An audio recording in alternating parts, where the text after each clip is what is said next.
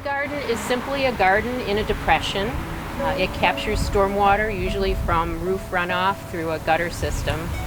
And they're important for Cape Cod in helping us manage our stormwater to improve water quality. It allows the water to soak slowly into the ground instead of just being dumped somewhere or disposed of.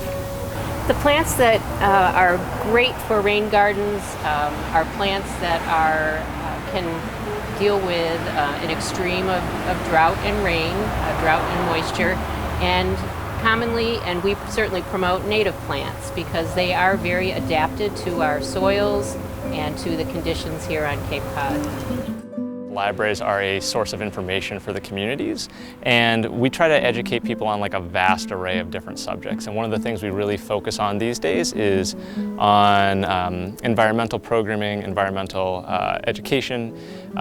We do a lot of programs on native plants, on sustainable gardening, sustainable agriculture, to try to spread the word of the different things you can do in your yard that will either A, be good for the environment you live in, the ecosystem you live in, things that will support local flora, fauna, insects, birds, etc.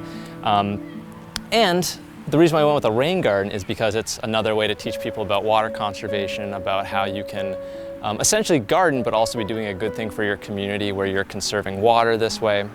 And it also shows you an alternate. You know, most people think like Cape Cod, hydrangeas, big lawn, and that's one way to do it, but another way is through rain gardens, is through edible, sustainable landscapes, mostly perennial plants and flowers. So it's kind of like a very, how do I want to phrase it, a very immediate way of teaching this. A rain garden, again, helps capture stormwater and cleanse that water of any impurities that it may have picked up as it comes off of a roof or off of a parking lot, and allows those impurities to be cleansed in the soil through nature's function, through the root systems of the plants and the microbes in the soil that help break down excess nutrients and bind pollutants. Rain gardens planted with native plants don't need fertilizers.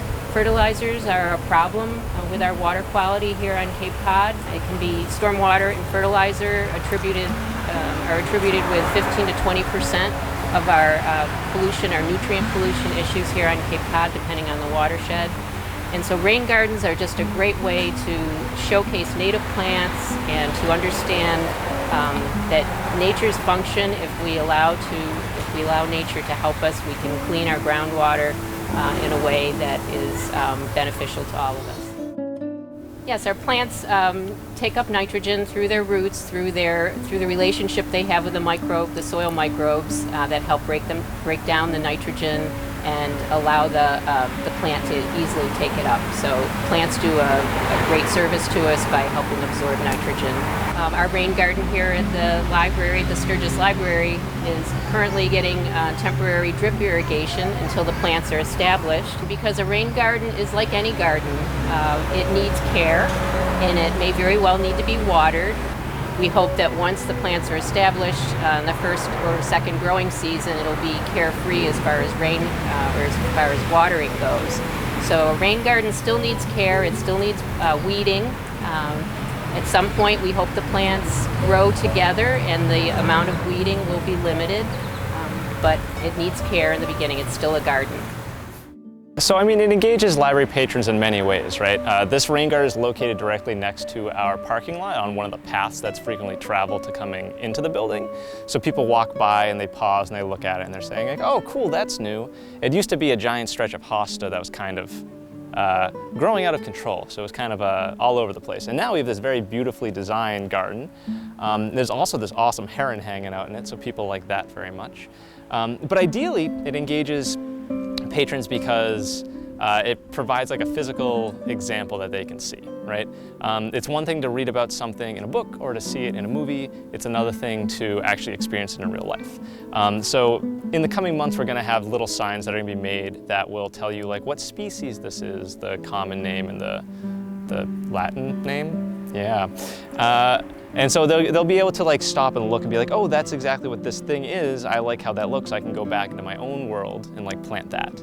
Or I can go inside and ask either myself or some of the other librarians who are working, like, hey, I really like your garden, I like this plant and this plant, do you have any books on this topic? Do you have any information on this species? And then we can ideally find them the resources, and they can take that information back into their own lives and plant it, or talk about it, or do nothing at all with it. It's whatever you want to do.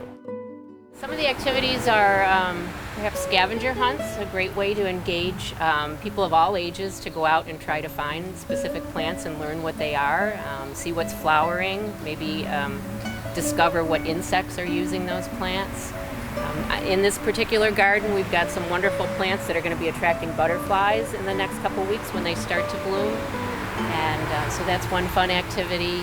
Also, just as Corey will tell you, just getting to know people, just being able to experience the plants and understand what native plants are and the value they have to our local food webs and ecosystems. Yeah, we're going to be doing educational tours in the future on it. A lot of them will be family-friendly tours to try to get the younger generations involved and just kind of capture the imagination of children, which is always really important as far as gardening goes. And so they'll probably be kind of quickish tours, like 5, 10 minutes, 15 minutes of this is what's in the rain garden, this is what our rain garden is, and then like kind of cool little factoids about all the different plants. Like right here we have low bush blueberry, which will grow blueberries like we all eat, and like children love blueberries, so you kind of get like a little connection there. So yeah, like Kristen was saying, we'll probably be doing like scavenger hunts. We also do informational programs inside where we'll talk about like the science behind rain gardens, the science behind like sustainable gardening and agriculture. And after something like that, we can be like, so we talked about this indoors, and now we can go outside and see it functioning in real life. And that's really important because like, if you can engage people on so many like multimodal levels, right? Like people who've learned certain ways, but whether it's by seeing something or by experiencing something, it kind of captures all of those in one go, and ideally it kind of works out best for everyone involved.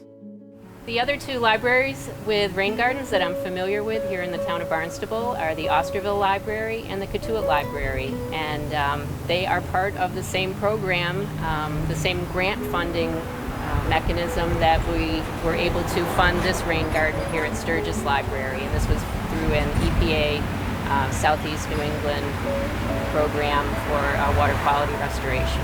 So we're very fortunate to have been able to actually do some construction, some installations of rain gardens, and then the outreach programming around it. So conservation in Barnstable takes many forms. We've got a lot of really good organizations around here doing awesome work. You have the Barnstable Land Trust just down the road that way. You have the Audubon Sanctuary at Long Pasture down the road there. You've also got Orenda. So you've got a lot of different organizations that are coming together through some volunteer efforts, through some nonprofit efforts, and trying to conserve what we have and trying to do programs all over the Cape to bring attention to our water situation, because you also have the Barnstable Clean Water Coalition, which is great. We do programs with them a lot. So you've got people looking at the health of our water, the health of our land, the health of our the animals that live here, the birds, the flowers, etc.